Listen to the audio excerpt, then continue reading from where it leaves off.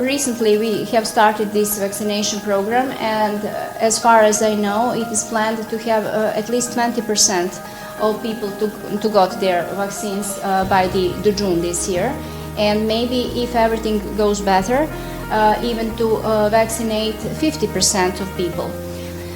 We can see that there is a lot of people who applied for vaccines, and that number is growing day by day. I think that it is good that we have such amount of vaccines here, and that people should go to vaccinate themselves. Maybe after, by the end of this year, if we all, or 50 or 60% of people got this vaccine, maybe we can get back to our normal lives, but not before.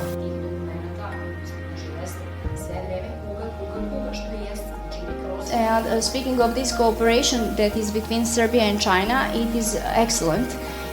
State of emergency was proclaimed on March 15, and on the 21st of March we got the first plane from China. And it brought here the necessary medical equipment and supplies that we were lacking of.